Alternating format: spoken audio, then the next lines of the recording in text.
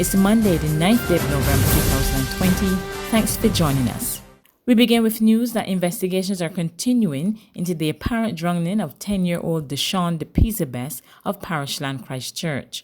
According to police, they received a report about suspected drowning in a swimming pool at an unoccupied house at Providence Terrace in the same parish around 2:05 p.m. on Sunday. It's just 48 hours before the constituents of St. George North will cast their ballots to elect a new MP. The 5 political candidates are expected to be out and about, making their final appeal to the electorate today. The candidates are all upbeat about their chances in the race, deemed as a straight fight between Tony Moore of the Barbados Labour Party and Floyd Reefer of the Democratic Labour Party. In an interview with Barbados Today, Reefer said his campaign was effective and he's ready to be of service to the community which nurtured him. I am a man of integrity. I'm a community person. I was born and bred in St. George North.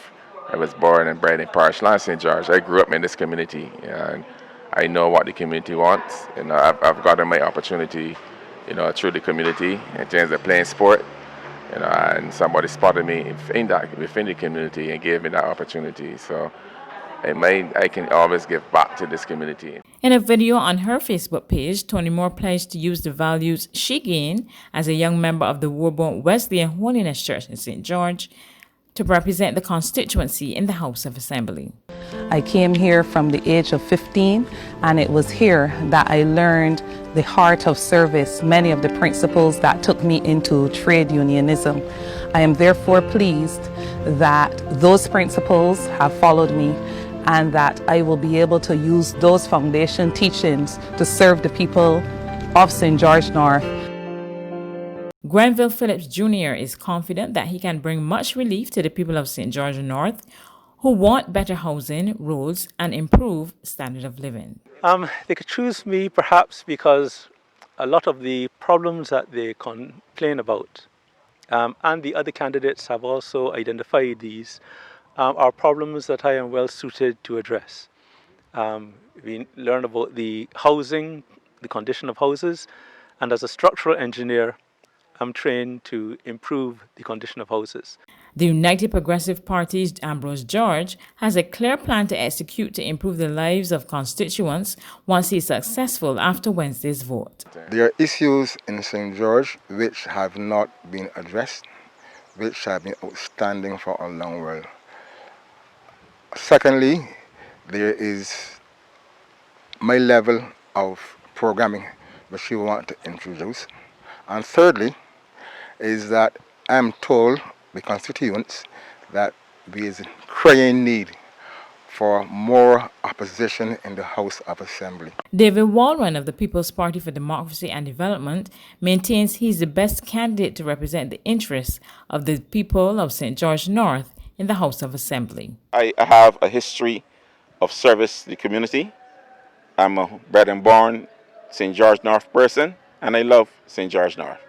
In other news, as Barbados and the rest of the region extend congratulations and the hand of friendship to incoming United States President Joe Biden, one regional group says this is not the time for celebration.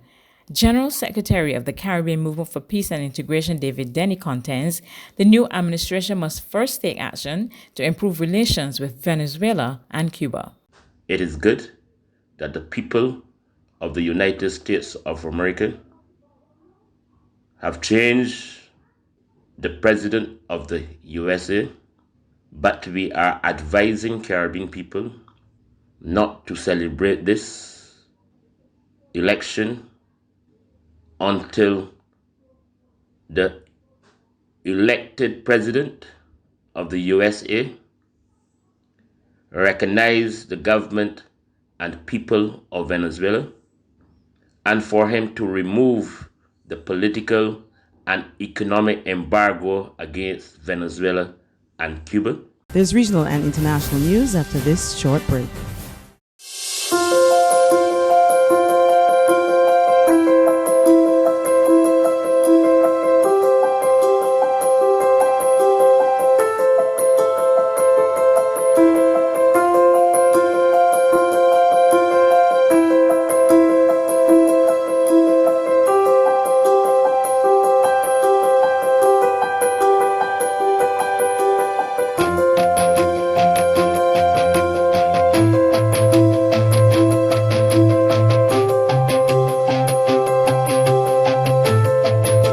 Barbados Today, news you can trust. The regional happenings in the Bahamas as hotels gear up to reopen next month, concerns are being raised about the safety of workers. It comes as the government removes its test upon entry protocol, but Tourism Minister Dionisio Diagala has been in talks with hotels to develop a protocol for regular testing. All of our hotels to put in place a screening tool so that they can test their staff as well. I think it would be very unrealistic to assume that they'll be able to get away with not testing their staff.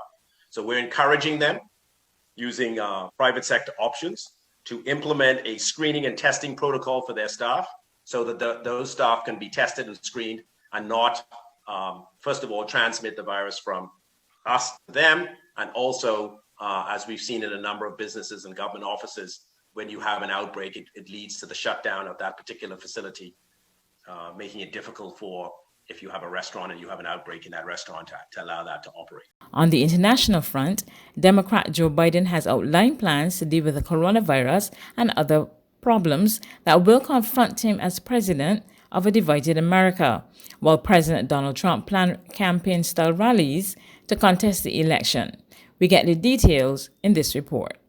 Making the resurgent coronavirus his immediate priority, U.S. President-elect Joe Biden on Monday will announce a 12-member task force to deal with the pandemic. It will be charged with developing a blueprint for containing the disease once Biden takes office in January. Biden has also promised that he will ask Dr. Anthony Fauci, the top U.S. infectious diseases expert who has clashed with President Donald Trump, to stay on in his role as director of the National Institute of Allergy and Infectious Diseases. The task force announcement will kick off a busy week that will see Biden and Vice President-elect Kamala Harris moving forward with the presidential transition on a number of fronts. Ron Klain, a political tactician who also ran the Obama administration's response to an Ebola outbreak in 2014, is widely seen as a leading choice to be Biden's initial chief of staff. The president-elect has a host of top economic positions to fill, including Secretary of the Treasury, where Federal Reserve Governor Lael Brainerd is seen as a top contender. Biden's selection for the post must be approved by the U.S. Senate, which may still be in Republican hands. That could threaten the chances of progressive candidates for this and other roles, including Senator Elizabeth Warren, despite her background in financial regulation. As for Secretary of State, Susan Rice, who was among those vetted to be Biden's running mate, is considered a top pick, as is Senator Chris Coons of Biden's home state of Delaware. Biden's team is also considering the possibility of naming a climate czar to deliver on the promises that the president-elect made during his campaign to tackle climate change. Possibilities include longtime Biden friend and former Secretary of State John Kerry, who helped negotiate the Paris climate deal that Biden wants to rejoin. That's news, but for the very latest, visit our website at www.barbadostoday.bb. You can also subscribe to our e-paper, email updates, or like us on Facebook, and sign up for our breaking news alerts via WhatsApp. We're also on Izumi Media and bus terminals, as well as screenplay at supermarkets and gas stations near you. You can also hear us on Mix 96.9 FM and Capital Media HD 99.3 FM.